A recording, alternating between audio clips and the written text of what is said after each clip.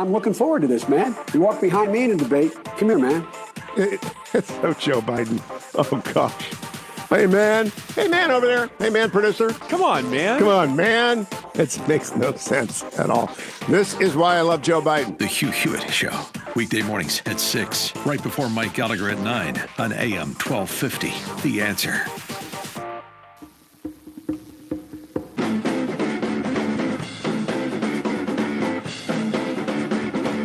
Donald Trump likes good-looking women. That's not exactly breaking news, but you knew the media would be scouring the planet looking for something to tie the president to Jeffrey Epstein as soon as it became known that the president knew him, and he's a convicted pedophile. That's what Epstein is. And NBC finally uncovered some video from 1992. Trump and Epstein at a party at Mar-a-Lago, Trump's estate in Palm Beach, and apparently it's really shocking stuff. The video is from a story about Trump's lifestyle since he had recently been divorced. It was an NBC piece that they had done for Faith Daniels' show back then. So he's single at the time. The headline says on the piece on the line today, the headline says, tape shows Donald Trump and Jeffrey Epstein discussing women at a 1992 party. And the first sentence reads, the footage shows two wealthy men laughing and pointing as they appear to discuss young women dancing at a party. Of course, nothing in the picture would tell you that it's two wealthy men unless you knew who they were. You have to go several paragraphs in before you get to this. This is a sentence from the story. The future president was largely surrounded by cheerleaders for the Buffalo Bills in town for a game with the Miami Dolphins. So, Donald Trump was looking and pointing at young women dancing who just happened to be Buffalo Bills cheerleaders who were there for one reason, to dance and have men look at them. NBC and CNN will probably have a lot of fun with this video. Story also says Trump said something into Epstein's ear at one point, and Epstein laughed. Can you believe that? Trump has said that he knew Epstein, but he says so did everybody else in Palm Beach, and he said, I wasn't a fan of his. And this was 10 years, by the way, 10 years before Epstein was indicted. Meanwhile, the media didn't show you a whole lot of interest in Epstein when Bill Clinton was flying around the world with him on his jet. And the liberals have an anniversary coming up soon, the 50th anniversary of Ted Kennedy driving Mary Jo Kopechne to her death. And that never seemed to affect Ted's standing with them for some reason, but they'll be all over the president paying a little too much attention to some NFL cheerleaders. When we come back, we're not going to talk about Donald Trump or Jeffrey Epstein. We will talk about the opioid epidemic and how the government caused the problem. Stick around.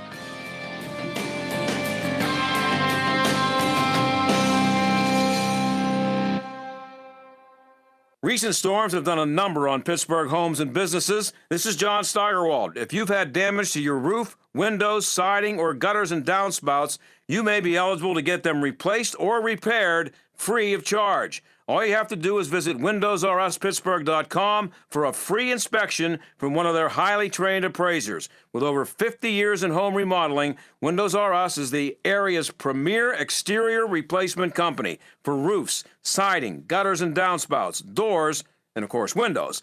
If damage isn't your issue and you just want something new, you'll love their no-pressure approach, no hidden fees, and one of the fastest turnaround times in the industry. Why pay twice as much with other companies? Visit the area's premier exterior replacement company at WindowsRUsPittsburgh.com. Mention STAG for an additional 10% off at WindowsRUsPittsburgh.com. That's WindowsRUsPittsburgh.com. Windows R Us, proud sponsor of the Jerk of the Week, heard every Friday right here on the John Steigerwald Show. WindowsRUsPittsburgh.com. What is a warrior? At Portersville Christian School, a warrior is more than a team name. Here, at their fully accredited K through 12th grade Christian school, just 15 minutes north of Cranberry, a warrior is taught to serve, to passionately model the love of Christ toward neighbor, community, and world. A warrior is challenged to learn as they develop a strong work ethic, achieve academic excellence, and cultivate a lifelong love of learning. And a warrior is trained to lead through Christian character and integrity so they can impact the world for Christ by their example wherever God calls them. So, are you a warrior? Discover Portersville Christian School, a fully accredited K through 12th grade Christian school just 15 minutes north of Cranberry, where warriors are made. At ourpcs.org. That's OURPCS.org. Dennis Prager is looking at the future of North Korea. If Kim Jong-un will give up a lot of his nuclear capabilities and in some way lighten up his totalitarian rule, because flattery from the President of the United States goes a long way, then let him flatter this barbarian. The Dennis Prager Show, weekdays at noon, right before Sebastian Gorka at 3 on AM 1250. The Answer. Are you a stock or options trader looking for real trading strategies that you can use immediately? Hi, my name is Scott Bauer, CEO of Prosper Trading Academy, and I'm on a mission to become the #1 options coach in America. I'm a former vice president at Goldman Sachs. I have over 25 years of options trading experience, and right now, I'm giving away my most famous options guide with over 20 unique options strategies that I use every day for free. You can't buy this guide anywhere. To claim your free options trading guide, simply call 855-892-2307 now and mention my name, Scott Bauer, and we will rush you the guide. Call 855-892-2307, and someone from my options team will help you get this guide in your inbox as quickly as possible. Call 855-892-2307 now and start learning to trade the right way. Call 855-892-2307. 2307. Prosper with options. Stocks and options trading involves financial risk and is not suitable for all investors. This is the John Steigerwald Show on AM 1250 and FM 92.5. The Answer. Sometime this summer, Johnson & Johnson, the Band-Aid people, are going to find out if they owe billions of dollars to the state of Oklahoma for being responsible for the opioid epidemic out there. The state's lawsuit wrapped up yesterday. The judge will have a ruling soon. Meanwhile, everything you think about the opioid epidemic is probably wrong. Dr. Jerry Singer is a senior fellow at the Cato Institute. He's here to clear it up. Dr. Singer, thanks for being here again. Pleasure to be here. So I was gonna start with something else, but I just saw something on Fox, and I don't know who the woman was except that she was a doctor, and they were actually talking about the subject that we're going to talk about here, being opioids and overdoses. And from what I got from the conversation, and I just heard it a few minutes ago, she said that the CDC, I believe is what she said, said that overdoses are down 5%. And she said that the reason for that was because the prescriptions written by doctors have been restricted by the government. I know that you didn't see it, and I'm only giving you part of what she said, but that kind of fits in right with what I wanted to talk to you about. Yeah, but I saw the CDC provisional report. It came out earlier today. Mm-hmm. And she's right about that it's down 5%, but that's about the only thing she said that was correct, if what you're telling me is accurate. So first of all, what the CDC provisional numbers show that for the first time, instead the opioid-related deaths have come down slightly by a few thousand. It was 49,000 in 2017. It's 47,000 and change in 2018. But what she didn't tell you is that out of that, 67%, 2/3, were from illicit fentanyl. That's fentanyl comes in through China or Mexico in the mail as a powder. This is not fentanyl that's prescribed by doctors. And the DEA even says that all the fentanyl they seize is manufactured overseas and shipped in. 32% are from heroin.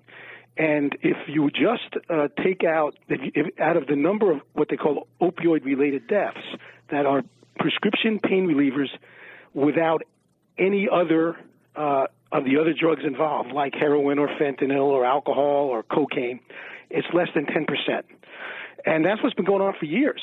In fact, we published data using the government numbers back in the peer-reviewed literature earlier this year.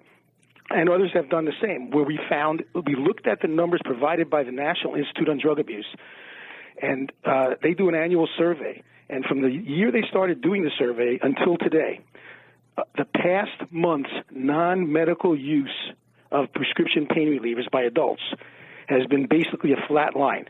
It's been the same since 2002. Wow. And past year diagnosed with pain reliever use disorder, which is, addiction, people say, has also been this flatline same since they started taking the survey. Meanwhile, during the first 10 years of that survey, the number of prescriptions in circulation doubled. So there's clearly no relationship between the number of prescriptions written and non-medical use or recreational use or use disorder. Then when the media and the politicians decided that it was us doctors causing the overdose problem, they started clamping down on doctors. Doctors, as you probably know, some are going to jail, and doctors are being afraid to write opioid prescriptions. So due to those interventions, since 2010, the number of prescriptions have come down about 60%. Yet, in the meantime, the overdose rate has continued to soar. This is the first year where, if you look at the graph, it's slightly, just a tiny bit, like leveling off. But it's accelerated since 2010, and the only thing that's changed is in 2010, about half of the overdose deaths involved prescription pain relievers. Now, less than 10% do. It's just we have a growing population of people who are using drugs in the underground market, mostly for what we call non-medical reasons. And this is actually the University of Pittsburgh published, the School on Public Health published an excellent study on this back in September, where they were able to look at the numbers from the CDC going back to the 70s. And they concluded that we're on a steady exponential increase in non-medical use of legal and illegal drugs starting in the 70s and continuing through today, and there's no end in sight. If you get a hold of those numbers that came out today from the CDC, you'll see another thing that's interesting. 32% of all overdoses now involve meth or cocaine. So what's happening is meth and cocaine, which were actually kind of flattened out in the early part of the century, now they're on a big increase. In fact, in 2011, there were 1,884 meth-related deaths reported by the CDC. This year it's over 10,000. Wow. So we have in our society a growing population of people who are using drugs, legal and illegal drugs, for purposes other than the way doctors prescribe it. Unfortunately, everybody seems to be unable to disabuse themselves of this notion that all these people were created by doctors prescribing pain medicine for patients. The scientific literature shows repeatedly that the likelihood of addiction from long-term use of an opioid is anywhere from 1 to maybe 3%. Now, people have a tendency to confuse addiction with dependency. Dependency, there are a whole lot of drugs that when you take them from a long period of time, your physiology changes and your body becomes dependent on it. So if you abruptly withdraw it, you go into withdrawal symptoms. Opioids are one of those, and the withdrawal symptoms are very hellish. So that's why a lot of people mistakenly think they're addicted when they're dependent. But there are lots of drugs like that. Antidepressants, beta blockers that are prescribed regularly for things like high blood pressure. There are probably a lot of listeners out there who are on beta blockers right now. And if their doctors have told them, if we need to stop this, don't just stop it. We got to taper you off gradually, because you could have actually a fatal withdrawal reaction from stopping a beta blocker. Nobody would even think of calling a person who's dependent on beta blockers a beta blocker addict. No. That's the whole point. So there's a lot of ignorance and a lot of hysteria that's fueling this whole thing. Go ahead. I'm sorry. I was going to say that I think you gave a lot of percentages there. I don't have any anything to back this up, but just a gut feeling. I would bet that when someone hears anything about opioid overdose on the news or reads it, what they think of is some poor guy or woman who was taking Vicodin for some kind of an injury or something, and then became dependent upon Vicodin and then overdosed and died. I just don't think all the things that you just mentioned there, fentanyl and heroin and meth, that's not what they think. That's not what they think about. And that's another thing, that this information is not helpful, because the word opioid is a category. It's a class of drugs, of which prescription painkillers are just one small part. Heroin is an opioid. Fentanyl is an opioid. So when they say they're opioid overdose deaths, everybody is thinking it's a pain pill that they get from their doctor, when in fact the overwhelming majority are heroin or fentanyl that they're usually using on the street. That these are not patients. And another thing that the CDC has found is the overwhelming majority of people who die from an overdose from a prescription pain pill have other drugs in their system that clearly show these were not patients. These were non-medical users. For example, New York City's recent statistics found that 97% of opioid overdose deaths, 97%, had, in addition to prescription pain relievers, cocaine, heroin, fentanyl, methamphetamine, alcohol. So this is a problem. This is a complicated problem, and of course, politics doesn't do nuance very well, but it's complicated. There's something happening in society where more and more people are, maybe some are self-medicating for either psychological pain or physical pain or just recreational users. But this is not a problem of doctors hooking patients, because the government's own numbers show there's absolutely no relationship with the number of prescriptions written and the incidence of abuse disorder or misuse. In fact, a very recent study done by researchers at Harvard and Johns Hopkins about a year ago, they looked at more than 500,000 patients in the Aetna database, so they had control over the data, who were prescribed opioids for post-surgical acute pain from between 2008 and 2016, over an 8-year period. And they found that the total misuse rate, and that misuse includes addiction, the total misuse rate was 0.6%, Wow. less than 1%. Well, and that's a prospective study. That's following people along. Now let me tell you though, you're aware of the lawsuit that the state of Oklahoma filed against Johnson & Johnson. They just wrapped that up yesterday, and it's a judge is going to make a decision sometime this summer, make a ruling. But just after what you've just said, I want to read you what the Attorney General said about Johnson & Johnson. The Oklahoma State Attorney General said about Johnson & Johnson as he was wrapping up the case yesterday. This is what he said. He called him the kingpin of the opioid crisis. That's what he said of Johnson & Johnson. And he said, what is truly unprecedented here is the conduct of these defendants on embarking on a cunning, cynical, and deceitful scheme to create the need for opioids. That's the basis of their case. That's what they're accusing Johnson & Johnson of. Well, first of all, I have no conflict of interest here. I'm not interested in Johnson & Johnson, and I'm not a lawyer, and I don't want to get into I have no idea how they behaved. But I can tell you this, as a person who studies the data and as a doctor and scientist, there is no correlation between the number of prescriptions written and the likelihood of a person getting addicted or misusing. And so, you know, I understand what's going on here. I don't even know what percentage of the prescription opioid market Johnson & Johnson has. I can't imagine it's more than a couple of percentage. There's lots of companies who make it, so to be called a kingpin sounds pretty dramatic. Well, he had figures for Cleveland County, which is, I guess that's in Oklahoma, that showed 135 prescription opioids for every adult. I guess that's a pill, 135 pills per adult, I guess? Or over how long a period of time? What does that mean? Yeah, to me, that's a meaningless number. Mm-hmm. That's a meaningless number because that, you know, you could do a whole lot of things by dividing, you know, numerators and denominators. Yeah. I really don't know what that means. And another thing, though, that's important that people are missing here, this whole idea of blaming on doctors was fueled by the fact that there were unethical doctors, unscrupulous doctors who were operating what's called pill mills.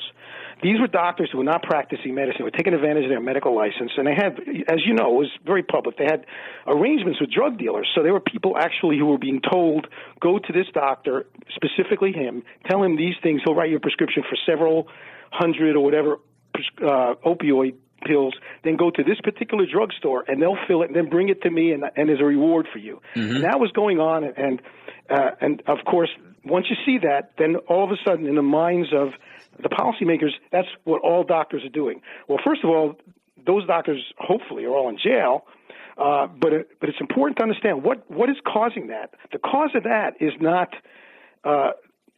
doctors hooking patients who are really in pain on opioids. The cause of that is actually drug prohibition, because just like with alcohol prohibition and with any other kind of prohibition, when something is illegal and driven to the black market, there's an allure of making a lot of money, and it brings out the worst in people. So the reason why these doctors were acting the way they did is because there was a chance to make a ton of money fueling prescription pain relievers to drug dealers who would then sell them on the street. In fact, I remember there's one doctor in Orange County, California, who was arrested at a Starbucks where he would go every day, and for $600 he'd write you a prescription for OxyContin. So these were not doctors practicing medicine. These were basically drug dealers who were using their medical license to deal in drugs. What made them dishonest was the fact that there was drug prohibition.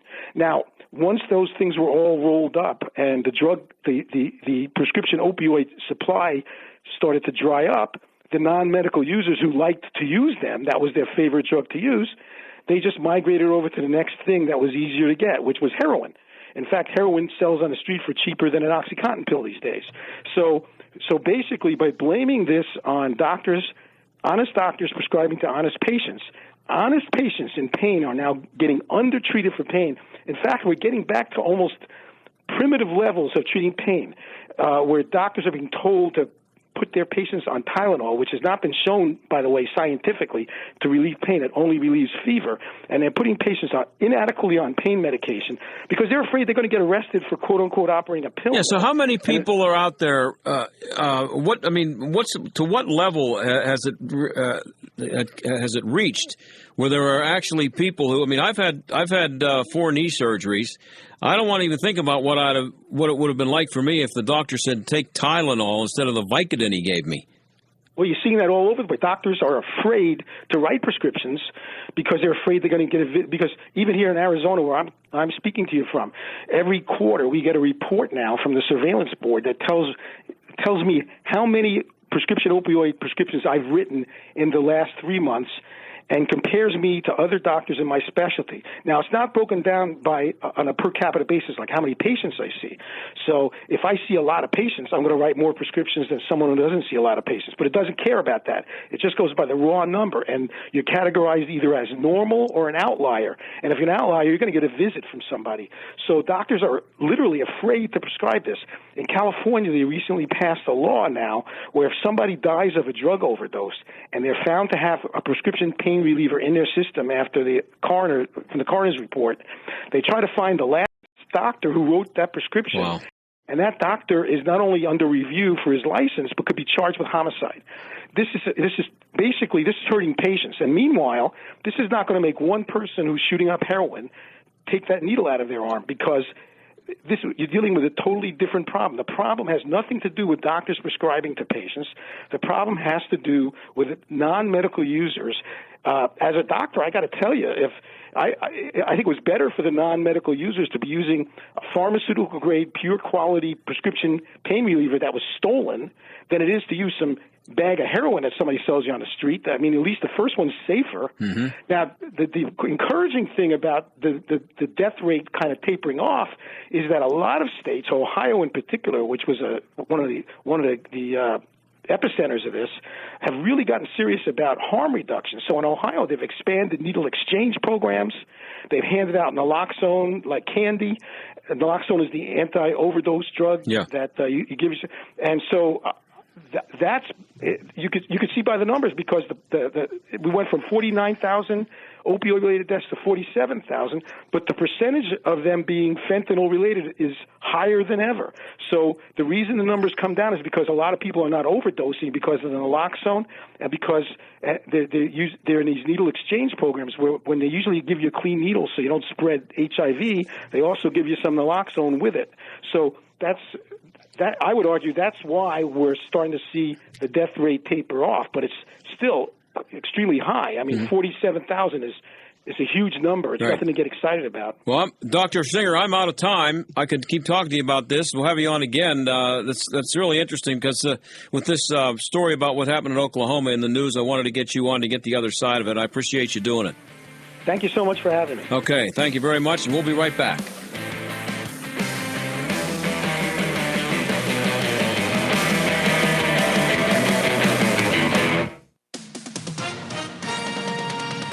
With SRN News, I'm Keith Peters in Washington. The House is set to block a maverick Democrats' bid to impeach President Trump. Congressman Al Green's push has no chance of prevailing. No, I think we'll get rid of all this right now. House leaders say it would be premature to vote on impeachment now and force vulnerable lawmakers into making a choice. Speaker Nancy Pelosi says they're pushing to make a stronger case for impeaching the president through investigations by several committees. That is the serious path that we are on. A vote also risks deepening the rift between Pelosi and some liberal Democrats pushing to oust the president. Sagar Magani at the White House. On Wall Street today, the Dow down by 116 points to 27,219. The Nasdaq dropping by 38 points, with the S&P lower by 20. Oil dropped 84 cents to close at $56.78 a barrel on the New York Mercantile Exchange. This is SRN News. Are you a stock or options trader looking for real trading strategies that you can use immediately? Hi, my name is Scott Bauer, CEO of Prosper Trading Academy, and I'm on a mission to become the #1 options coach in America. I'm a former vice president at Goldman Sachs. I have over 25 years of options trading experience, and right now, I'm giving away my most famous options guide with over 20 unique options strategies that I use every day for free. You can't buy this guide anywhere. To claim your free options trading guide, simply call 855-892-2307 now and mention my name, Scott Bauer, and we will rush you the guide. Call 855-892-2307, and someone from my options team will help you get this guide in your inbox as quickly as possible. Call 855-892-2307 now and start learning to trade the right way. Call 855-892-2307. Prosper with options. Stocks and options trading involves financial risk and is not suitable for all investors. Jay Sekulow is seeing smoke. Horowitz's Inspector General report was due to be released literally anytime this month, the FISA abuses. What's very important right now is to understand that all of a sudden, in the last hours before this report is about to go public, we now have this release of a statement saying it's going to be delayed some. Why? Witnesses are coming forward. Jay Sekulow live, weeknights at 6, right before Larry Elder at 7, on AM 1250. The Answer. Do you or your business have financial problems? Are you overwhelmed with debt? Then call me, Attorney Dennis Spira, at 412-471-7675. My legal practice concentrates on bankruptcy law, debtor rights, and tax matters. I have over 30 years' experience as a former United States Department of Justice bankruptcy attorney and lawyer in private practice. I have represented thousands of cases faced with financial problems and lawsuits. Reorganize and get a fresh start. Call 412-471-7675 or visit my website at DennisSpira.com. Here is your new Pella Lifestyle window when open. Here it is, closed. The new Pella Lifestyle series is the #1 performing wood window and patio door for sound control, energy efficiency, and value. Keep the outside noise outside. More peace and better rest for your family. Exceptional noise control for a quieter home. For a limited time, get $150 off windows and $500 off doors, or 48 months no interest. Call 888-77-PELLA. PellaPittsburgh.com. Are you worried that the next market downturn could rob you of your wealth and your security? Are you concerned that your lifetime may last longer than your life savings? You don't have to be. For over 30 years, Gary Hunt has advocated for strong retirement principles, helping families in Allegheny and Westmoreland generate more income while protecting their retirement funds. And Gary now offers retirement-minded savers and investors a free book so you can better understand what it takes to structure a more stable, secure, and confident retirement. Call Gary Hunt and request your copy of Income Allocation. 844-366-HUNT. That's 844-366-4868. This is Chris Abernethy of Abernethy and Hagerman. You don't want the government deciding what happens to your estate or how much they will take. At Abernethy and Hagerman, estate administration is the heart and soul of our practice. We have the experience to help not only plan, but administer your estate properly, to protect your assets, minimize taxes, and ensure that your inheritance gets to the ones you love. Decide for yourself. Abernethy and Hagerman. Legal help that lasts a lifetime. Visit a-h.law. Stuck in traffic? We've got the answer. We continue to see heavy delays on the outbound Parkway East. Fort Pitt Bridge up to the Squirrel Hills Tunnel. Got a broken down vehicle in the left lane. Parkway West, that's busy outbound from 79 to 60. Parkway North slows down outbound from McKnight Road to Cemetery Lane. Mount Washington over the south side. Arlington Avenue, an accident at P.J. McArdle Roadway. Outbound 51 slows down approaching Library Road. That's a look at traffic. I'm Jenny Robinson. AM 1250, The Answer. Weather. We'll have a few heavy showers and thunderstorms in the area for this evening, then remaining mostly cloudy for the rest of tonight. With a lingering shower or storm, low 69. For tomorrow, clouds will give way to sunshine, warmer and humid, 86 degrees. Partly cloudy, warm and muggy tomorrow night, 73. And a hot, humid day Friday with some sunshine, 93 degrees. With your AccuWeather forecast, I'm meteorologist Danielle Niddle. Warning, listening to this program may expose you to toxic masculinity. The John Steigerwald Show on AM 1250. The Answer. Hey, how about some sports, sort of? Sports business. How would you feel about seeing an ad on a Pirates uniform? Some people would consider that almost sacrilegious. And believe it or not, lots of people would raise a stink about it. Well, get ready because it's coming. Kyle Folts is Vice President of Team Advisory Group at Wagner Sports and Entertainment. He joins us now. Kyle, thanks for being here. Happy to be here, John. So I saw a story in the Washington Post today about ads on Major League Baseball uniforms, and I know that's going to cause the heads of many seam heads in America to explode. They think it's like a sacrilege or something. It doesn't bother me, but is it inevitable? Is it coming? We think it is quite inevitable. We've seen the success of what's happened in the NBA. All 30 teams now have a patch on their jersey, and we expect that Major League Baseball has been keeping an eye on that success, and we'll follow suit. And the world is still spinning on its axis after the NBA dirtied up their uniforms with an ad. That's exactly right. And, it's not just the NBA. We've seen it in Major League Soccer here in the U.S. It's been on practice jerseys in the NFL. It is obviously pretty ubiquitous in world soccer. It's all over Europe, it's not right? The first. Absolutely. All across Europe. So, first of all, how lucrative can it be for a team, say, in the NBA? What kind of money are these guys making with it?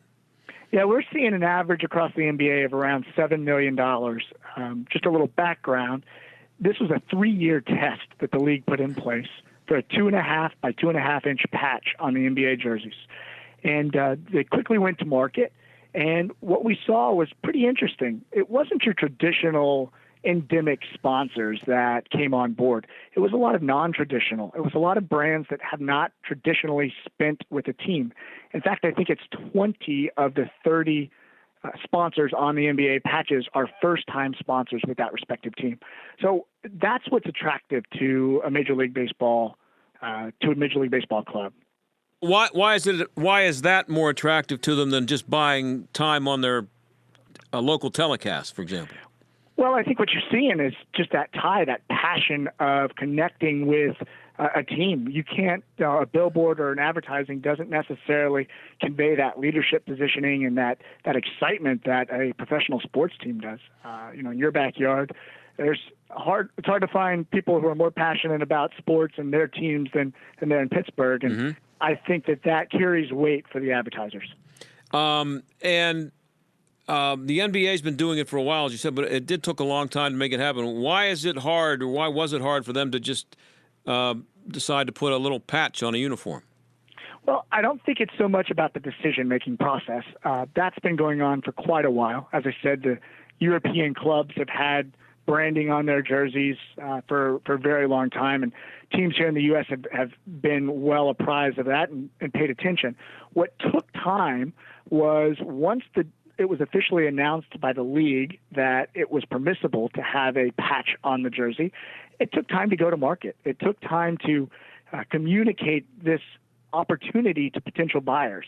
It took time to find the right type of buyers that were interested in spending a considerable amount of marketing dollars on something that was a little bit unknown.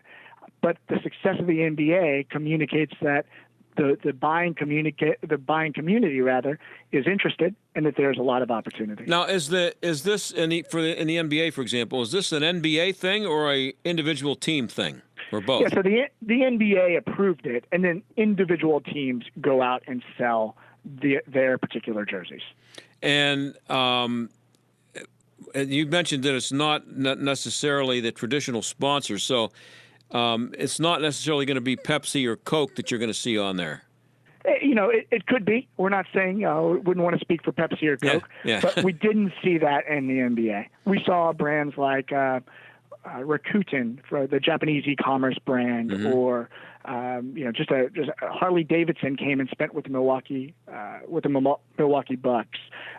So brands like that haven't traditionally spent with the teams were coming in and finding some marketing dollars to get this really incredible opportunity. And I think the name they mentioned first there, Rakuten.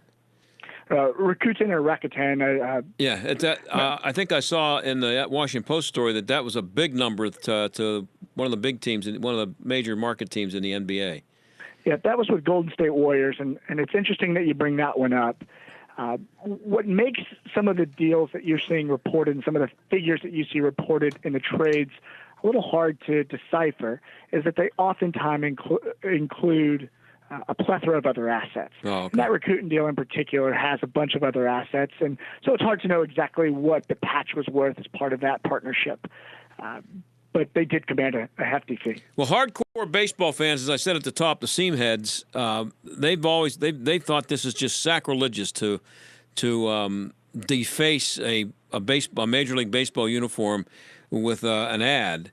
I'm just wondering, do the teams who have done it, in the NBA, for example, have they done market research that you know of that shows that is there a backlash? Does it annoy enough fans that they have to even be concerned about it? I don't know what kind of research has been done, but what I do know is that, as I said on the onset, this was a 3-year test for the NBA, and it's received rave reviews from the league and from the individual teams and from the sponsors. So all signs point to this deal, this opportunity being extended. At the end of next season will be the 3rd season. And at that point, the teams are looking for higher revenue numbers across this sponsorship. And I think that points to the fact that there hasn't been a major downfall. And, as you mentioned, seam heads in baseball have kind of given way a little bit. So if I'm an advertiser, is a baseball uniform a better place for me to advertise than a basketball uniform if I'm having to make the choice? We're pretty bullish on baseball at Van Wagner. We think that the opportunity, based on the pace of game, based on the style of production, you see a lot of tight shots on batters and pitchers. We think that the number of games, that's going to lead to a lot of media for an advertiser or a sponsor that wants to participate. NBA certainly has a great reputation for pretty strong social media presence, and social media has driven a large percentage of the overall value for these advertisers. Baseball has a little bit of a ways to go, to catch up with the NBA on that front. But we do think we think pretty highly of Major League Baseball, and we think it's a great opportunity for a potential advertiser. So this is not just about the ads showing up on TV. It's about if they show up on a still shot on a website somewhere, they still get to see the ad. It can be digital. It can be a post-game highlight on your local news. It can be ESPN Sports Center. The opportunity really what's great about this is that it lives on forever. It lives, lasts the test of time. Yeah, I mean, if you saw Babe Ruth right now with an Iron City beer patch on his on his chest, when he made his supposed call of his home run back in whatever year it was, 1930 something, that would still be there, wouldn't it? That's right. That's right. And they're not going to block. Nobody's going to block it out. So it's easy money for the teams, but is there any evidence to show that the ads on these uniforms was money well spent for the advertiser? I mean, you say it's an experiment, but do you get the idea that the advertisers are getting their money's worth? One of the traditional measurement tools in tracking this kind of success is media value. And we're seeing significantly higher media values being delivered to the advertiser through the live game, through social media, through the highlights, through digital. All of these things are delivering significantly higher media value to the advertisers than what they're paying pretty much across the board. So from that standpoint, it's been a huge success.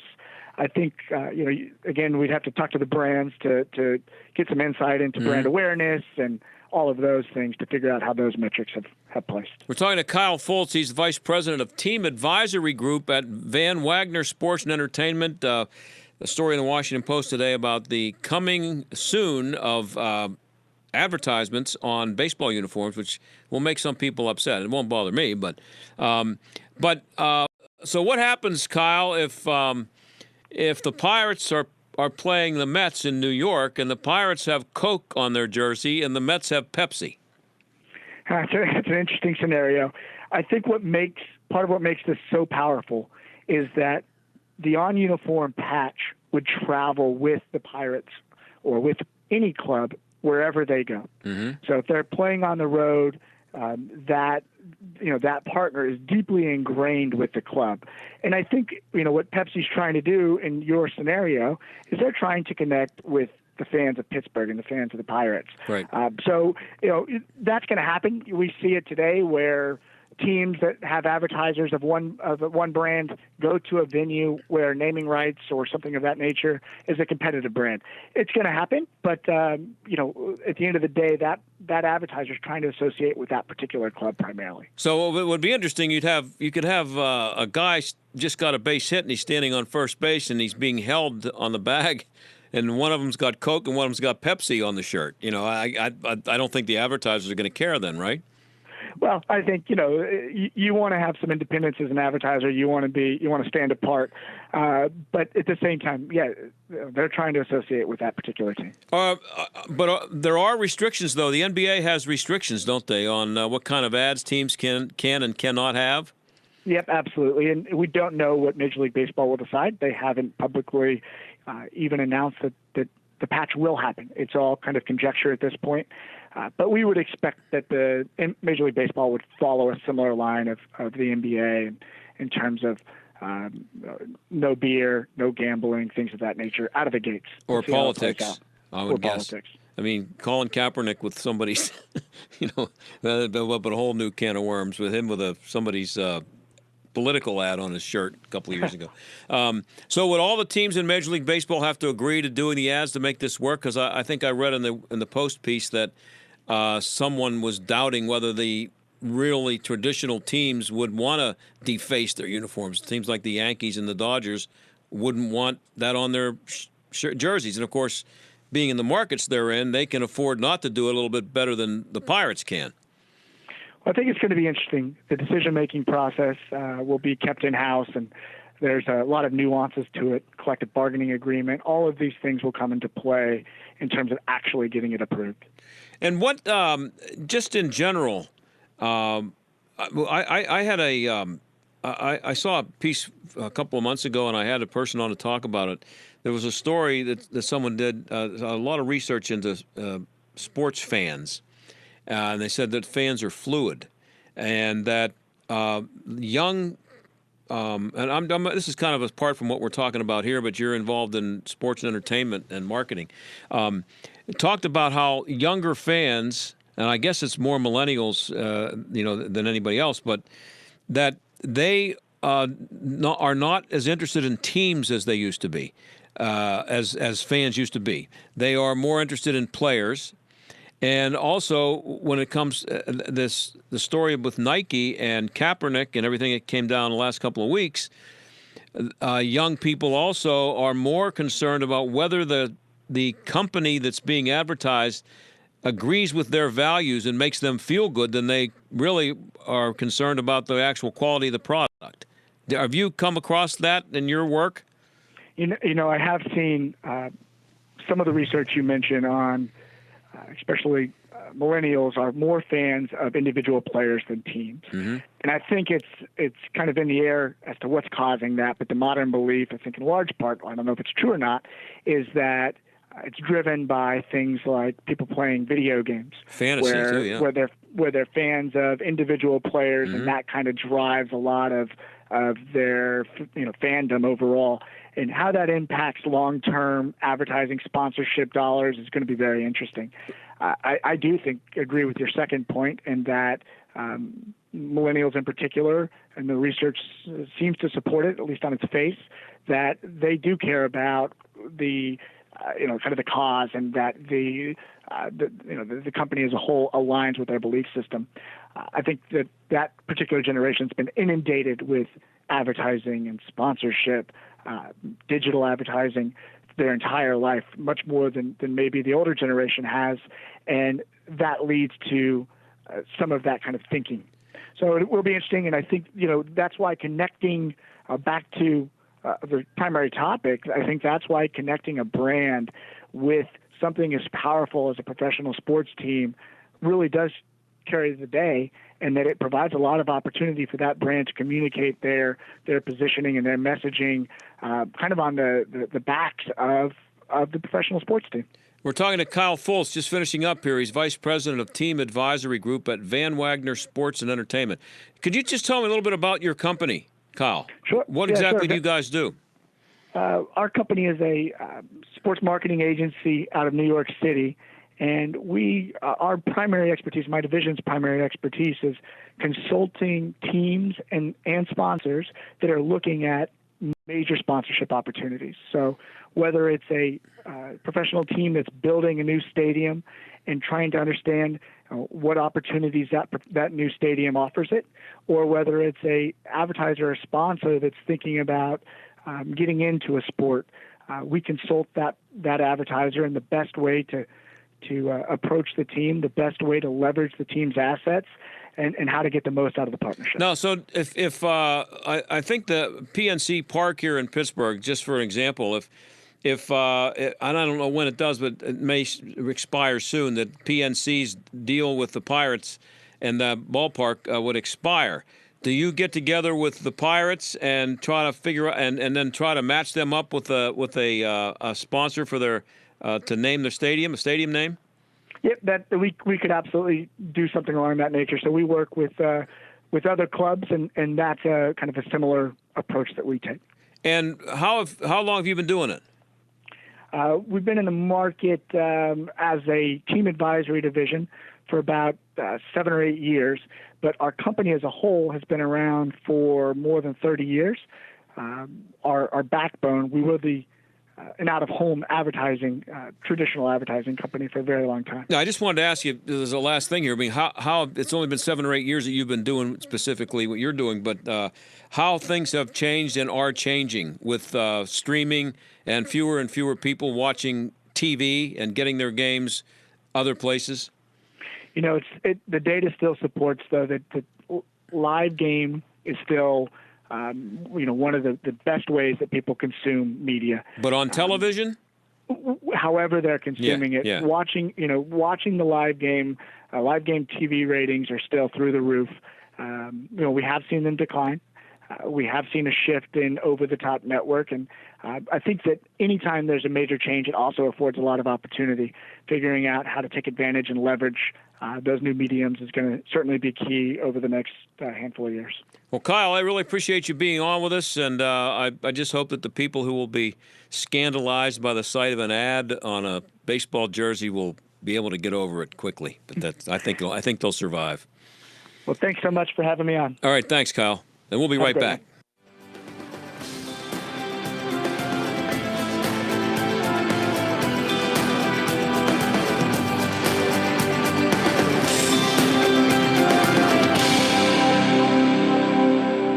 Larry Elder sees the race card being played again. Kamala Harris is not an American black. She is half Indian and half Jamaican. I'm sick of people robbing American blacks myself of our history. Donald Trump Jr. retweets it. All the man did was retweet somebody else's tweet, somebody else who happens to be black. Isn't that a legitimate question?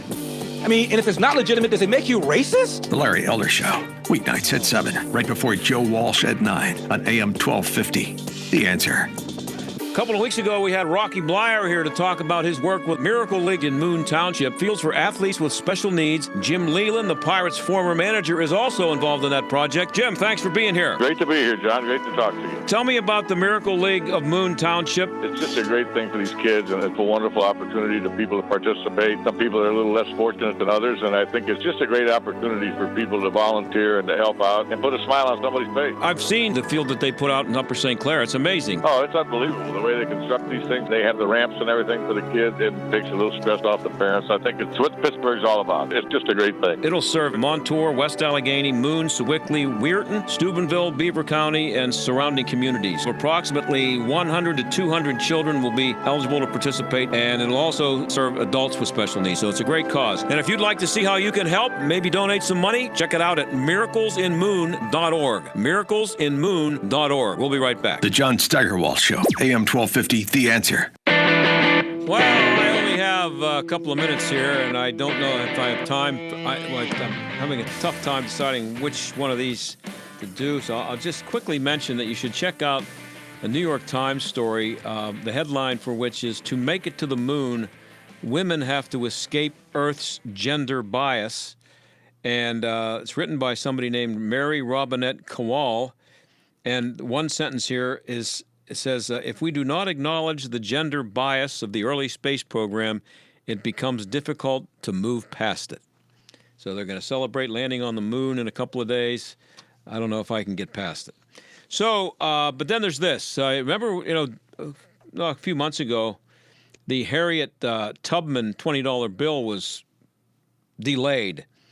And, of course, Donald Trump was accused of being a racist because it was his administration that did it.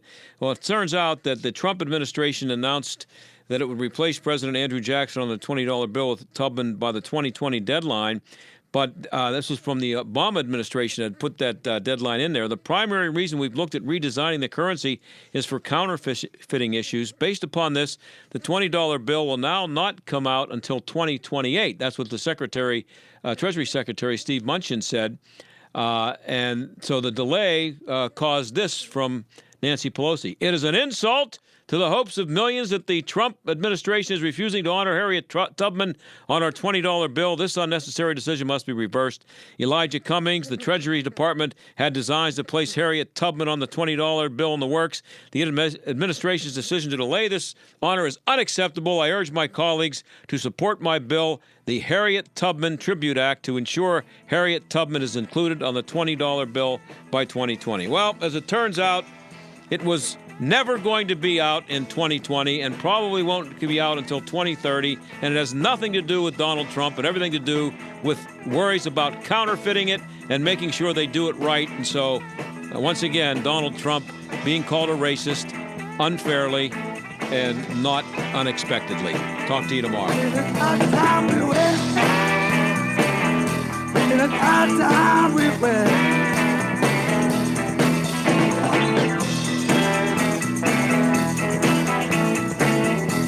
The John Steigerwald Show is a production of AM 1250, The Answer, and Salem Media Group. Community Bank. City Mission. #1 Cochrane. Highmark Stadium. Peters Township Community Center. Angelo's Restaurant. What do all these businesses have in common? Nello Construction. Design and build with one company. Nello Construction. Full service.